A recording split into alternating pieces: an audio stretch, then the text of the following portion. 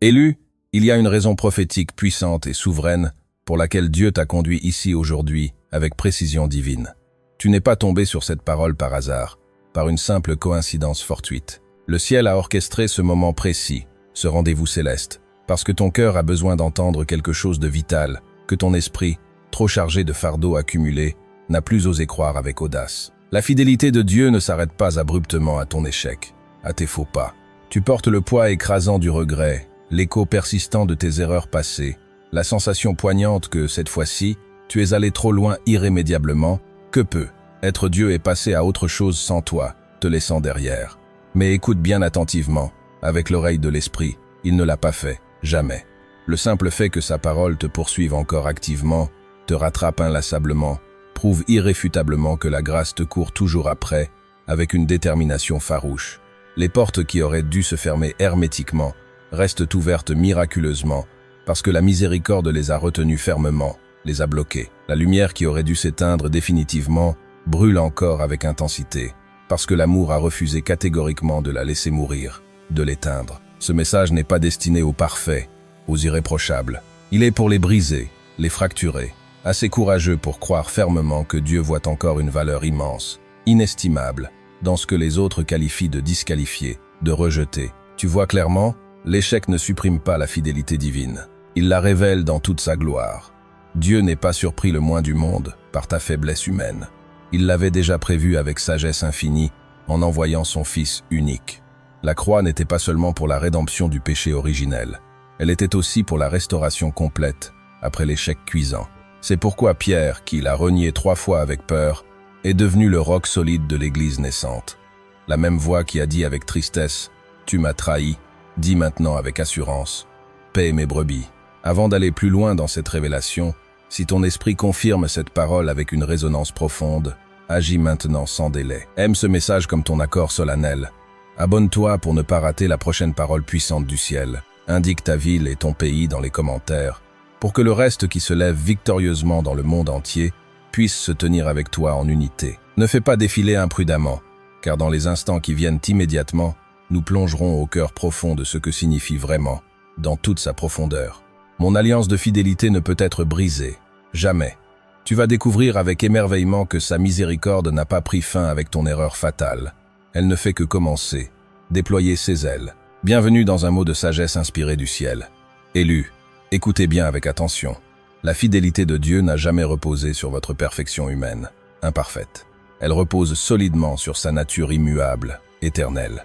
Dès l'instant précis où tu l'as accepté de tout ton cœur, il connaissait déjà chaque faiblesse que tu affronterais inévitablement, chaque chute douloureuse, chaque doute assaillant. Et pourtant, il a dit avec autorité, « Je te choisis, toi spécifiquement. » Ce n'est pas un amour fragile, vulnérable. C'est un amour d'alliance scellé, indissoluble. La Bible déclare solennellement dans 2 Timothée 2,13 « Si nous sommes infidèles, il demeure fidèle, car il ne peut se renier lui-même. » Cela signifie que sa loyauté envers toi ne dépend pas de ta constance fluctuante. Elle découle directement de son être divin. Même quand tu t'éloignes temporairement, il attend patiemment. Même quand tu romps ta promesse solennelle, il garde la sienne intacte. Laisse cette vérité s'ancrer profondément dans ton esprit, comme une racine solide. La fidélité de Dieu n'est pas une réaction conditionnelle à ton comportement. C'est le reflet pur de son essence immuable. Il n'arrête pas d'aimer parce que tu as trébuché maladroitement. Il ne se retire pas parce que tu as douté intensément. Sa nature est fidélité pure. Et il ne peut agir contre lui-même, contre son caractère. Quand Pierre a renié Jésus 3 fois avec effroi, cela ressemblait à la fin définitive, irrémédiable. Il pleurait amèrement, les larmes aux yeux, convaincu que tout était fini à jamais. Mais quand Jésus est ressuscité glorieusement, il n'a pas évité Pierre délibérément. Il l'a poursuivi avec amour. Il n'a pas apporté la condamnation accablante. Il a apporté la restauration complète.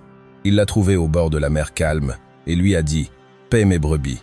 En d'autres termes clairs, « Je te fais encore confiance pleinement. Je te vois encore avec tendresse. Je te choisis encore résolument. » C'est la preuve divine irréfutable que l'échec ne peut annuler la fidélité divine. La plus grande chute de Pierre est devenue le fondement inébranlable de sa plus grande vocation éternelle.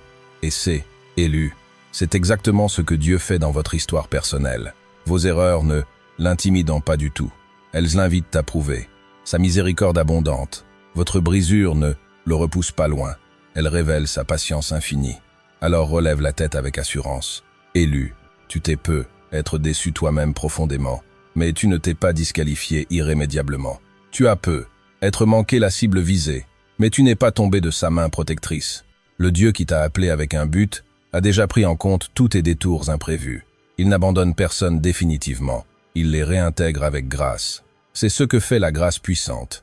Elle te réintroduit dans le dessein sacré, après que l'échec a tenté de t'effacer complètement.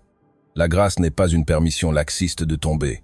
C'est la puissance divine de se relever victorieusement. Regarde attentivement le fils prodigue dans son parcours. En quittant la maison paternelle, il n'a pas seulement perdu de l'argent matériel, il a perdu son identité profonde. Il s'est éloigné de la présence qui le définissait pleinement, pensant naïvement que la liberté se trouvait hors de la volonté du Père sage.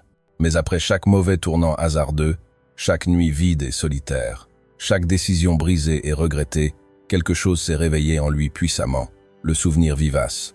La Bible dit qu'il rentra en lui-même avec lucidité et déclara « Je me lèverai et j'irai vers mon Père ». Cette seule décision courageuse est devenue le tournant décisif de sa rédemption totale. Et alors qu'il était encore loin sur le chemin, le Père l'a vu de loin, a été ému de compassion profonde et a couru vers lui à grandes enjambées. Ce moment est l'un des plus beaux tableaux vivants de la miséricorde divine. Le Père n'a pas croisé les bras stoïquement en attendant des explications détaillées. Il n'a pas réprimandé durement, ni humilié, cruellement. Il n'a pas dit triomphalement « Je te l'avais bien dit ». Il n'a même pas laissé le Fils finir ses excuses maladroites. Il a interrompu son repentir sincère par la restauration immédiate. Il l'a revêtu d'une robe éclatante, symbole de justice restaurée. Il a mis un anneau précieux à son doigt, symbole d'autorité reconfirmée. Il a chaussé ses pieds usés, signe que le statut de fils était pleinement rétabli. Le ciel n'humilie pas ceux qui reviennent repentants. Il les honore royalement. Pourquoi cette générosité? Parce que la miséricorde court toujours plus vite que la honte accablante. Parce que l'amour atteint toujours plus loin que l'échec destructeur. Le Fils est rentré en s'attendant au rejet froid, mais il a trouvé la restauration chaleureuse. Il est rentré sale et épuisé, mais il a été reçu comme un roi dignitaire. Il est rentré tremblant de peur, mais il a été embrassé comme un trésor inestimable. Et c'est ce Dieu-là précisément que tu sers avec dévotion. Le Dieu qui court vers la brisure sans hésiter. Le Père qui ne recule pas devant tes failles évidentes. Sa miséricorde n'est pas fragile et éphémère. Elle est farouche et tenace. Sa compassion ne t'attend pas d'être parfait et irréprochable. Elle te rejoint là où tu es exactement et te ramène à la maison avec joie. Lamentation 3:20, 2:3 proclame avec force. À cause de l'amour immense du Seigneur, nous ne sommes pas consumés entièrement, car ses compassions ne s'épuisent jamais, jamais. Elles se renouvellent fidèlement chaque matin. Grande est ta fidélité. Tu le vois distinctement. Chaque lever de soleil radieux est un sermon éloquent de miséricorde. Chaque souffle que tu prends est une preuve tangible de grâce. Chaque battement de cœur rythmé est le rappel constant du ciel que Dieu n'en a pas fini avec toi, loin de là. Même quand tu échoues lamentablement, sa miséricorde réinitialise l'histoire avec précision. Même quand tu tombes lourdement, sa main puissante te relève tendrement. Alors respire profondément, élu. L'échec t'a peu, être ralenti temporairement, mais il n'a pas arrêté ton destin irrésistible. Tu es encore aimé, inconditionnellement. Tu es encore choisi souverainement. Tu es encore en route dans la bonne direction divine.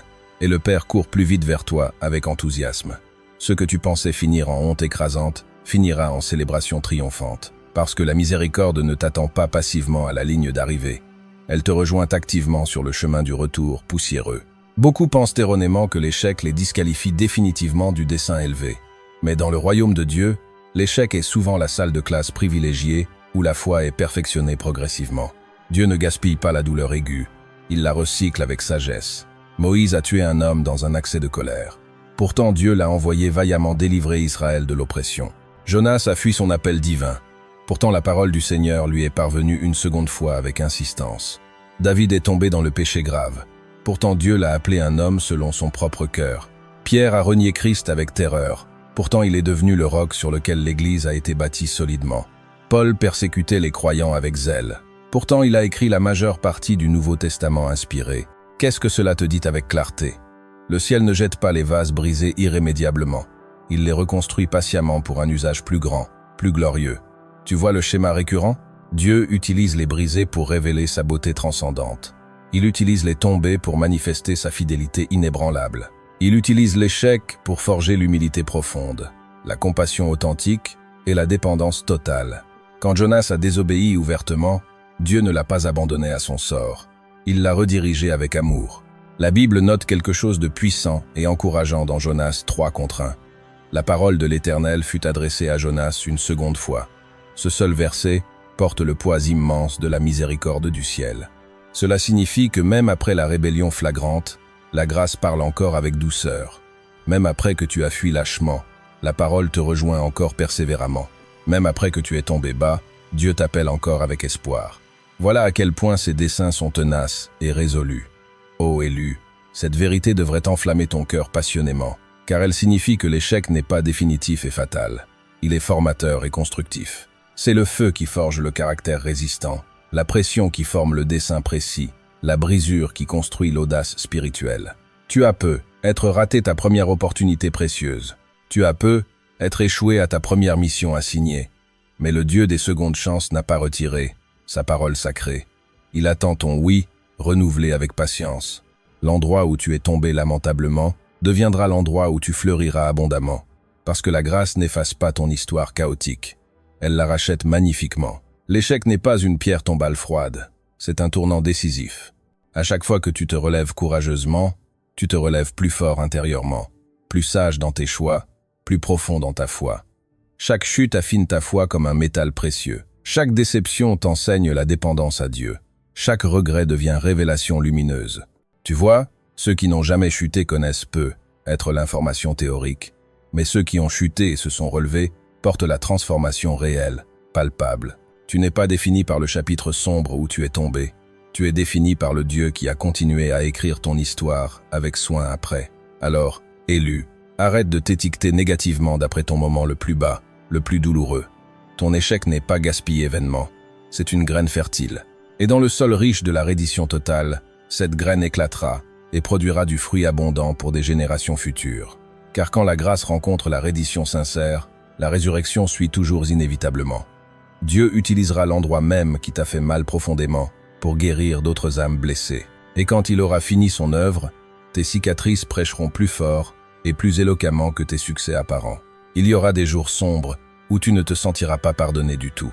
Des saisons prolongées où la culpabilité et la honte murmureront des mensonges insidieux à ton cœur fragile. Des mensonges qui disent que tu es allé trop loin sans retour, que Dieu est déçu irrémédiablement, que la grâce a une date d'expiration limitée. Mais écoute, élu, la fidélité de Dieu ne repose pas sur tes sentiments changeants, elle est ancrée solidement dans sa parole infaillible. Tes émotions fluctuent comme les vagues, mais ses promesses non, jamais. Même quand ton cœur est lourd de peine, sa miséricorde reste stable comme un roc. Même quand tu doutes de sa présence proche, il t'entoure encore protecteur. Les sentiments sont changeants et imprévisibles, mais sa fidélité est éternelle et constante. Même quand tu ne le sens pas tangiblement, il agit en coulisses. Même quand tu ne le vois pas clairement, il te guide pas à pas.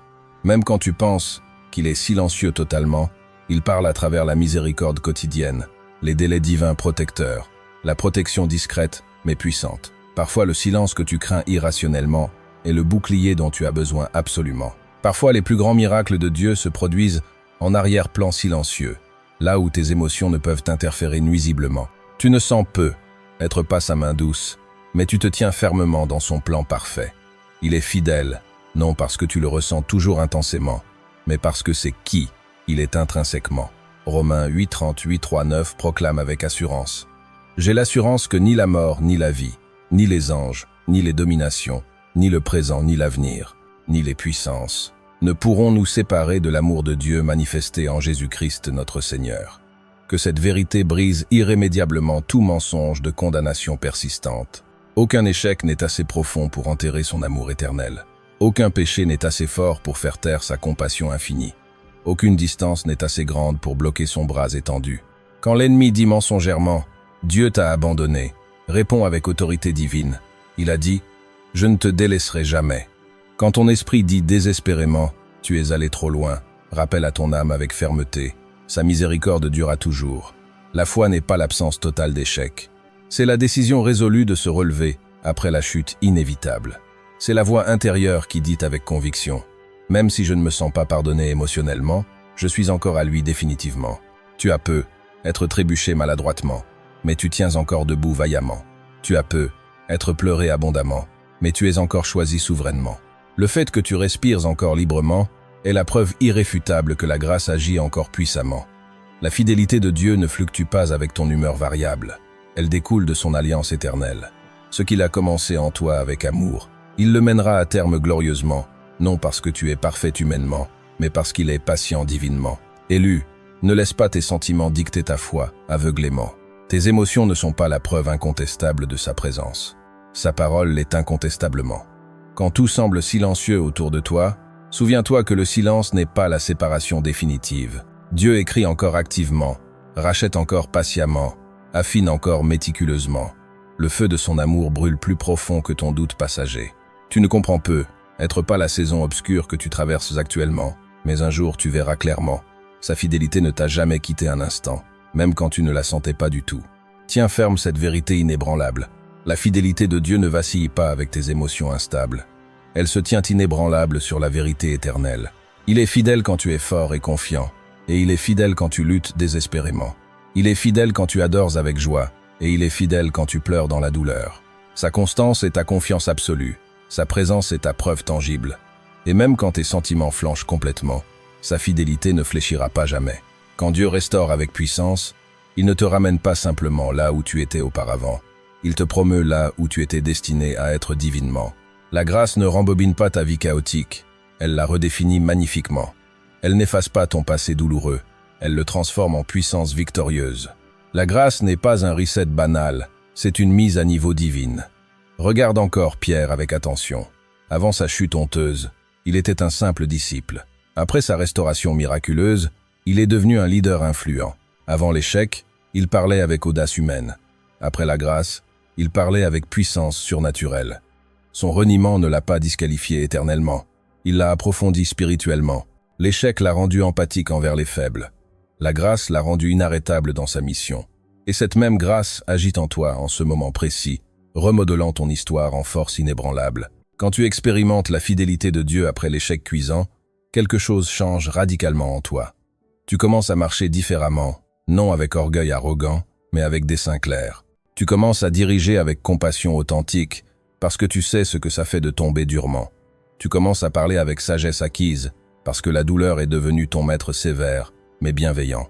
Tu commences à aimer sans jugement hâtif, parce que tu as vu de tes yeux ce que la miséricorde peut accomplir miraculeusement. Romains 8:28 déclare avec certitude « Nous savons que tout concourt au bien de ceux qui aiment Dieu. » Note bien, tout, pas seulement les victoires éclatantes, mais les vallées sombres.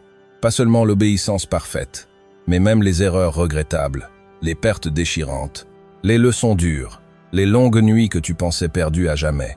Dieu utilise tout sans exception. Ton échec devient le sol fertile où il fait pousser le fruit de l'endurance patiente, de l'humilité profonde et de la profondeur spirituelle. Le même terrain qui a vu tes tirs versés verra un jour ton triomphe glorieux. Il transforme la terre qui a tenté de t'enterrer vivante en fondation solide qui te construit durablement. C'est pourquoi la tombe n'a pas pu retenir Jésus victorieusement. Parce que quand Dieu plante quelque chose de précieux, la résurrection est inévitable et puissante. Alors ne méprise pas ce que tu as traversé douloureusement. Ne pleure pas la version de toi qui a dû mourir pour renaître. Chaque douleur avait un but caché. Chaque retard avait un dessein précis. Chaque cicatrice a une histoire édifiante. C'est pourquoi tu ne peux pas abandonner maintenant résolument. Parce que ton retour triomphal n'est pas seulement pour toi personnellement. Il concerne chaque vie liée à ta mission divine. Le percé de quelqu'un est attaché à ton obéissance fidèle. La guérison de quelqu'un est cachée dans ton témoignage vivant. Dieu utilisera ton échec pour prouver sa fidélité aux autres douteurs. Tes cicatrices deviendront des sermons inspirants. Ton passé deviendra prophétie encourageante. Et ton témoignage deviendra la délivrance de quelqu'un d'autre en détresse. Alors, élu, ne cache pas ton histoire honteuse. Utilise-la hardiment. Parce que le même Dieu qui t'en a sorti victorieusement compte t'utiliser pour en sortir d'autres miraculeusement. La grâce ne t'a pas effacé de son plan. Elle t'a élevé pour un temps comme celui-ci crucial. Élus, retenez ceci fermement. Votre échec ne définit pas votre fin abrupte. La fidélité de Dieu définit votre avenir lumineux. Quand Dieu fait une promesse solennelle, Il ne change pas d'avis capricieusement à cause de vos erreurs humaines. Il ne retire pas sa parole à cause de votre faiblesse passagère. Son amour n'est pas fragile et éphémère. Son alliance n'est pas conditionnelle et précaire. Il dit dans Deutéronome 7:9, « Sache donc que l'Éternel, ton Dieu, est Dieu. C'est le Dieu fidèle, qui garde son alliance d'amour jusqu'à 1000 générations. » Cela signifie que sa fidélité te survivra éternellement. Elle couvrira ta famille protectrice. Elle gardera ton héritage précieux. Elle résonnera à travers les générations longtemps après que ton nom sera oublié sur terre, mais gravé dans le ciel immortel. Ton échec a peut être écrit un chapitre douloureux et sombre, mais la fidélité de Dieu écrit le reste du livre avec éclat. Tu es encore choisi distinctement, tu es encore appelé puissamment, tu es encore couvert divinement, tu es encore aimé inconditionnellement. Chaque chute est une invitation pressante à te relever, non par ta force limitée, mais par la sienne illimitée. Les mêmes mains qui t'ont formé avec soin sont les mêmes qui te restaurent avec tendresse. La même grâce qui t'a sauvé miraculeusement est la même qui te soutient quotidiennement. Philippiens 1:6 déclare avec promesse, « Celui qui a commencé en vous cette bonne œuvre la rendra parfaite pour le jour de Jésus-Christ. » Cela signifie que ton histoire est encore en cours actif. Le ciel édite encore avec précision. La rédemption se déploie encore progressivement. Tu n'es pas arrivé à la fin prématurée, tu es arrivé au tournant décisif. Alors relève-toi avec vigueur, élu. Lève la tête haut, secoue la honte résiduelle. La grâce n'en a pas fini avec toi définitivement. Laisse cette vérité brûler dans ton esprit comme un feu inextinguible et purificateur. La fidélité de Dieu ne s'arrête pas là où ton échec commence abruptement. Elle recommence précisément là où tu es tombé. Chaque cicatrice est la preuve vivante que sa miséricorde bouge encore activement. Chaque souffle est la preuve que sa promesse tient encore fermement. Sa fidélité est la flamme éternelle qu'aucun péché, aucune tempête violente, aucune saison difficile ne pourra jamais éteindre. Et tant que ce feu brûle ardemment, l'espérance vit pleinement, la grâce règne souverainement, et ton dessein reste vivant éternellement. Élu, c'est ton moment de réveil spirituel. Le même Dieu qui est entré dans la honte de Pierre avec compassion, qui a rencontré Jonas dans le ventre de la rébellion avec miséricorde, qui a relevé David des cendres du péché avec restauration, entre dans ton histoire en ce moment même avec puissance. Il n'est pas là pour te rappeler ce que tu as mal fait douloureusement. Il est là pour te rappeler qui tu es encore, son enfant bien-aimé. L'échec a peu être murmuré sournoisement. C'est fini. Mais la fidélité de Dieu crie victorieusement. Ce n'est pas terminé. Tu te relèveras triomphalement. Tu rebâtiras solidement. Tu récupéreras abondamment. Et quand tu le feras, ton histoire prouvera au monde une vérité inébranlable. La fidélité de Dieu ne s'arrête jamais, même quand nous échouons misérablement. Prions ensemble cette prière de foi en une seule famille unie. Père céleste, nous venons devant toi dans l'émerveillement pur, tremblant mais reconnaissant profondément, brisé mais croyant fermement. Seigneur, tu es le Dieu qui reste fidèle quand tous les autres s'en vont froidement. Tu es le Père qui aime inconditionnellement quand le monde pointe du doigt accusateur. Même quand nous t'avons trahi honteusement, ta miséricorde ne nous a jamais trahis. Même quand nous avons lâché prise faiblement, tu as continué à nous tenir solidement. En ce moment sacré, Père, je lève chaque âme sous le son de ce message inspirant. Ceux qui portent le poids du regret accablant, ceux qui se cachent derrière la honte paralysante, ceux qui se sentent trop loin pour être pardonnés humainement. Souffle en eux à nouveau avec ton esprit vivifiant. Seigneur, que le feu de ton amour fasse fondre les chaînes de la culpabilité tenace. Que le son de ta grâce noie chaque murmure de condamnation insidieux. Rappelle-leur que ta fidélité n'a pas pris fin là où leur échec a commencé dramatiquement. Dieu, allume quelque chose de nouveau et puissant en eux. Éclaire les coins sombres de leur cœur avec ta lumière. Que l'espérance se relève victorieusement, là où la déception l'avait enterré profondément. Là où l'ennemi a dit mensongèrement « Tu es fini », que ton esprit réponde avec force irrésistible. Tu es pardonné totalement, restauré complètement, choisi éternellement. Que ta miséricorde réécrive l'histoire de leur vie avec gloire. Que chaque cicatrice devienne un témoignage vibrant de grâce. Père, je proclame la restauration sur chaque rêve brisé irrémédiablement. Je déclare le réveil sur chaque esprit épuisé et las. Que le souffle du ciel souffle puissamment sur chaque auditeur en ce moment intime, ravivant ce qui était perdu depuis longtemps, rebâtissant ce qui était ruiné complètement, rallumant le feu qui brûlait autrefois passionnément pour toi. Qu'ils sortent de ce moment transformés, en sachant que leur échec n'était pas la fin abrupte. C'était le décor parfait pour que ta gloire soit révélée magnifiquement. Seigneur, merci d'être le même Dieu fidèle à travers chaque tempête violente. Merci de nous aimer à travers chaque chute douloureuse. Merci de prouver qu'aucune erreur n'est assez forte pour annuler ta miséricorde infinie. Ta grâce est implacable et tenace, ton amour inarrêtable et victorieux, tes promesses incassables et éternelles. Maintenant, Dieu, je lève chaque main levée, chaque cœur ouvert, chaque maison bénie qui s'abonnera, aimera et partagera cette parole du ciel. Que leur obéissance répandre l'espérance ouvre des portes divines larges dans leur vie, que la faveur les trouve abondamment, que ta présence les entoure protectrices alors qu'ils portent ce message dans le monde. Que des miracles suivent inévitablement, que des vies soient transformées radicalement parce qu'ils ont osé partager le son de l'espérance vivante. Père, déverse une bénédiction qui ne peut être contenue humainement, que ceux qui répandent cette parole portent le réveil contagieux partout où ils vont. Oins leur voix avec onction, fortifie leur foi inébranlable, entoure-les de preuves indéniables de ta bonté manifeste.